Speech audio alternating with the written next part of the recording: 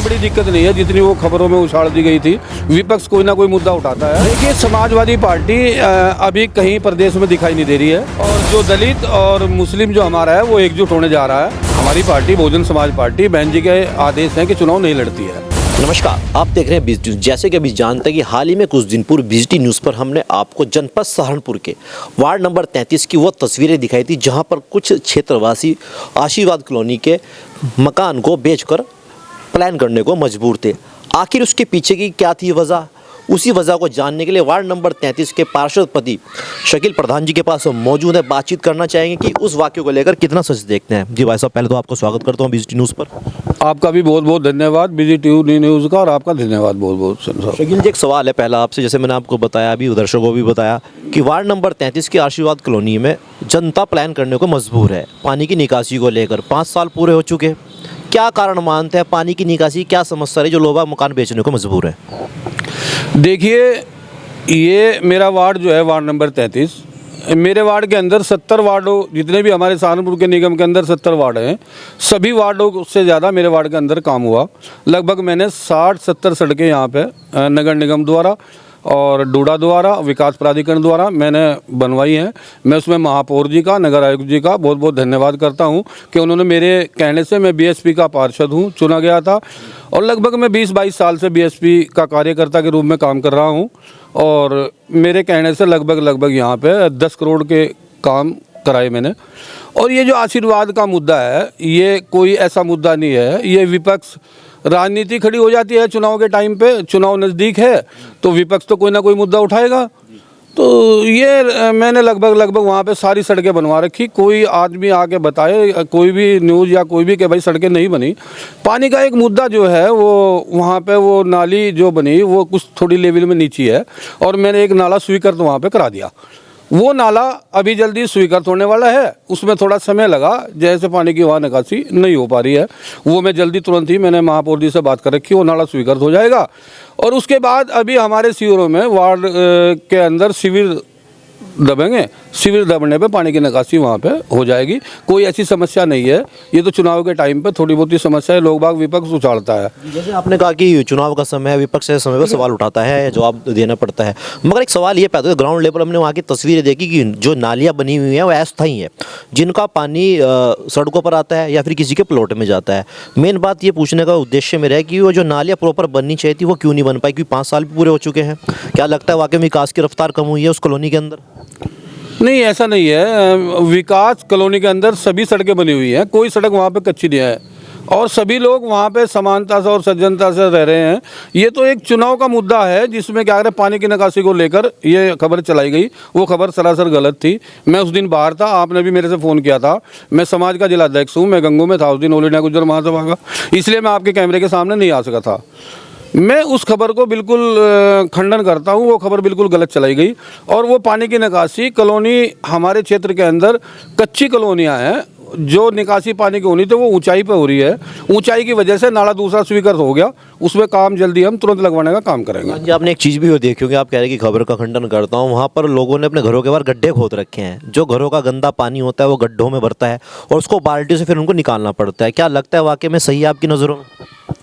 नहीं, देखिए, पानी की निकासी की वजह से मान लो थोड़ी दिक्कत तो आती है, लेकिन इतनी बड़ी दिक्कत नहीं है जितनी वो खबरों में उछाल दी गई थी। विपक्ष कोई ना कोई मुद्दा उठाता है। अभी चुनाव दोबारा फिर सर पे है, चुनाव में लड़ूंगा। बहुजन समाज पार्टी का कार्यकर्ता हूँ, 20-22 साल से लगभग मैं कार्यकर्ता के रूप में काम कर रहा हूँ, और मैं चुनाव फिर दोबारा लड़ूंगा, और दोबारा जो समस्या रहेगी उनको पूरा करने का काम करूँगा। और वो नाला में तुरंत ही काम लगवाने के नज़दीक जा रहा हूँ। मेरे हिसाब से मेरी बात होगी, नाला बनने जा रहा है बहुत जल्दी। आपने कहा कि दोबारा फिर चुनाव लड़ेंगे, क्या लगता है वो आपको इस आशीर्वाद कॉलोनी के कारण आपको जनता इस बार फिर दोबारा मौका देगी पार्षद बनने का? हाँ, आशीर्वाद कॉलोनी मेरे साथ है। इस क्षेत्र की जनता बहुत पढ़ी लिखी समझदार है, सभी अधिकारी कर्मचारी लोग हैं, मेरा परिवार है, पूरा वार्ड नंबर 33 मेरा एक परिवार है। ये मेरी साथ है, आज भी साथ है, कल भी साथ है। मुझे फिर दोबारा जीतने का मौका देंगे, और मैं जीत के फिर नगर निगम में अपना काम कराने का, लोगों का काम करूँगा, सेवा। शकील जी, आप कई साल प्रधान भी रहे हैं, बताया जाता है तारपुर में। आप पार्षद पति भी हैं। बहुजन समाज पार्टी ने बताया था कि 25 साल से आप लगातार सेवा पर हैं। लगता है ऐसे में बसपा बहुजन समाज पार्टी इस बार निकाय चुनाव में कुछ गुल खिला पाएगी? देखिए, बहुजन समाज पार्टी बहुत मजबूती के साथ चुनाव लड़ेगी। निकाय चुनाव हमारे जहाँ जहाँ भी होने हैं वहाँ हम सभी सीटें जीतने का काम करेंगे। बहुजन समाज पार्टी बहुत मजबूत स्थिति से उत्तर प्रदेश के अंदर चुनाव लड़ने जा रही है। देखिए, अभी खतौली में चुनाव हुआ, मैनपुरी में उपचुनाव हुआ, रामपुर में उपचुनाव हुआ, बहुजन समाज पार्टी ने प्रत्याशी क्यों नहीं उतारा? देखिए, ये तो मामला बहन जी का है। जो राष्ट्रीय अध्यक्ष जी है हमारी माननीय बहन जी, वो निर्णय लेती है। जो भी वो निर्णय लेती है वो उसी का निर्णय सर्वोपरि होता है। इस बारे में मैं कुछ नहीं कह सकता। देखिए, इमरान मसूद जी बसपा में आए। इमरान मसूद जी प्रत्येक जनसभा में कहते हैं कि दलित मुस्लिम साथ चलेगा और अगड़ा पिछड़ा साथ आएगा। लगता है वाकई में इस बार जो समीकरण बनाने जा रहे हैं इमरान मसूद, कारगर हो पाएगा? हाँ, ये जो समीकरण है हमारा बहुजन समाज पार्टी का, इमरान मसूद साहब बहुत मजबूत स्थिति में है यहाँ पे।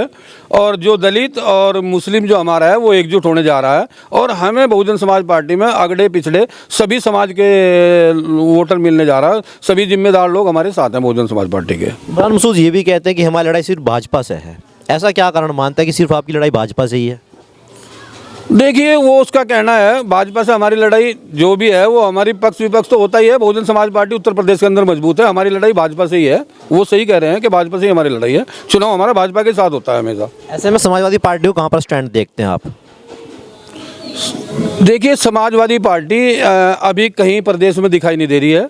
और बहुजन समाज पार्टी बहुत मजबूत स्थिति में है। हमारा उत्तर प्रदेश के अंदर निकाय चुनाव में बहुजन का और भाजपा का ही चुनाव होने जा रहा है। अभी आपने कहा कि अभी समाजवादी पार्टी के चुनाव में दिखाई दे रही है। आप देख रहे हैं दो उपचुनाव जीते हैं। एक मैनपुरी में जीता डिम्पल भाभी ने, और खतौली में आपने देखा और राष्ट्रीय लोकदल के गठबंधन ने भाजपा की इतनी करारी शिकस्त दी है। कैसे कहेंगे, क्या देखते हैं? देखिए, हमारी पार्टी उपचुनाव कभी नहीं लड़ती। हमारी पार्टी बहुजन समाज पार्टी बहन जी के आदेश हैं कि चुनाव नहीं लड़ती है। और जो बहन जी का सर्वोपरि आदेश होता है पार्टी उसको ही मानती है। हम इस विषय में कुछ नहीं कहना चाहते। देखिए, रिजर्वेशन घोषित हो चुका है। महिला सीट आपके यहाँ पर आ चुकी है ओबीसी में। इस बार क्या मुद्दे रहेंगे प्रधान जी के? देखिए, मेरे वार्ड के अंदर तो लगभग 70-80 सड़कें बन चुकी हैं। मेरा वार्ड पहले से ही कच्चा था, क्योंकि पहले ग्राम सभा हुआ करती थी, फिर निगम में चला गया। निगम में जाने के बाद में वार्ड हमारा ऐसे ही पड़ा रहा। अब हमने अपने वार्ड की स्थिति बहुत अच्छी कर दी। लाइटें, सड़कें, सफाई व्यवस्था, जो एक दो मुद्दे रह रहे हैं वो हम बहुत जल्दी करवा देंगे चुनाव जीतने के बाद में। और एक पानी की व्यवस्था, हमने बहुत बड़ी टंकी एक हमारी ज्वालाजी कॉलोनी में लगने जा रही है। जो हमारे क्षेत्र के अंदर समस्याएं थी वो सभी पूरी हो जाएगी। दर्शकों, आप जैसे हमने देखा, हम वार्ड नंबर 33 के प्रधानपति पार्षदपति मोहम्मद शकील के आवास पर थे, जिन्होंने जितने लगे आरोप थे उनको खारिज किया। ये तो आने वाला वक्त ही बताएगा कि वार्ड नंबर 33 की जनता इस निकाय चुनाव के अंदर मोहम्मद शकील को क्या दोबारा पसंद करेंगे। दिखाएंगे ये वीडियो, तब तक बने मेरे साथ। सहारनपुर से पुरुषोत्तम सैनी की खास रिपोर्ट। धन्यवाद।